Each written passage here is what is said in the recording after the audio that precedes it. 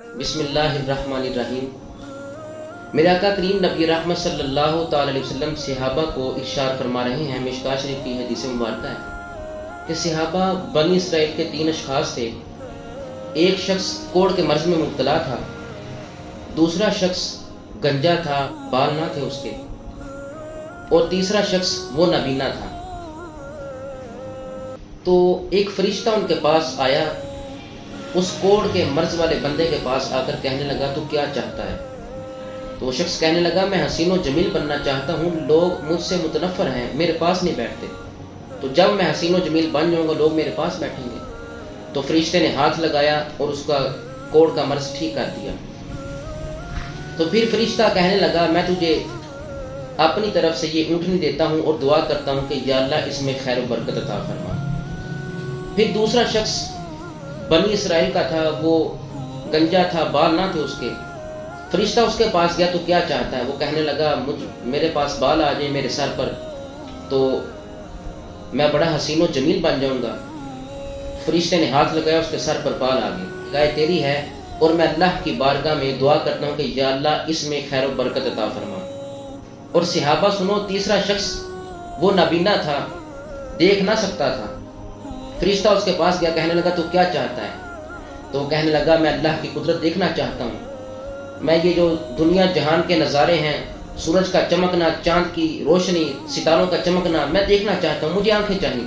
فرشتے نے ہاتھ لگایا، اس کی بنائی اللہ تعالیٰ نے اسے عطا فرما دی، اور فرشتے نے اپنی طرف سے پھر اسے ایک بکری دے دی اور دعا کی کہ یا اللہ اس میں خیر و برکت عطا فرما۔ سرکار یہ واقعہ صحابہ کو ارشاد فرما رہے ہیں۔ سرکار نے فرمایا صحابہ پھر کچھ لمحے گزرے، کچھ ایام گزرے، پھر وہ فرشتہ انسانی شکل میں وہ پہلے بندے کے پاس جس کو کوڑ کا مرض لاحق تھا، اس کے پاس اسی حالت میں گیا اور کہنے لگا کہ میں نے اپنے عزیز و اقربا کے پاس جانا ہے، میں نے اپنے گھر والوں کو ملنا ہے، تو میں تجھ سے سواری طلب کرتا ہوں، یہ تیرے پاس اونٹنیاں ہیں اتنی زیادہ، تو مجھے ایک اونٹنی دے دے اللہ کے نام پر۔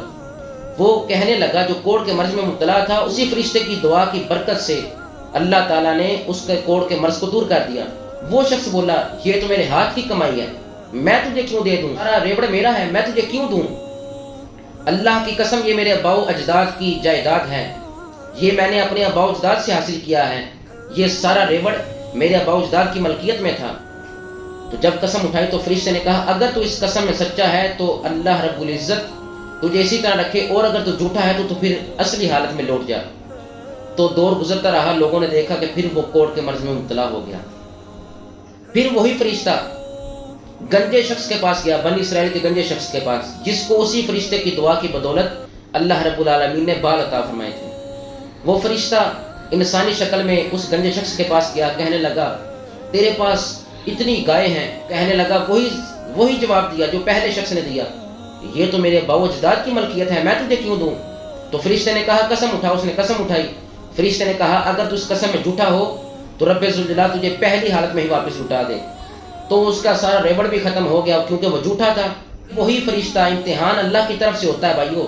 پھر وہ فرشتہ نبینا شخص جو بنی اسرائیل کا تھا، صحابہ سن رہے ہیں، میرا آقا ارشاد فرما رہے ہیں اے صحابہ پھر وہ فرشتہ انسانی شکل میں نبینا جو شخص تھا بنی اسرائیل کا، جس کو اللہ نے بنائی عطا فرمائی تھی، اس شخص کے پاس گیا۔ وہ فرشتہ کہنے لگا اللہ کے نام پر میں تجھ سے ایک بکری مانگتا ہوں۔ اس فرشتے کی دعا کی بدولت اللہ رب العالمین نے اس بندے کو بنائی عطا فرمائی تھی۔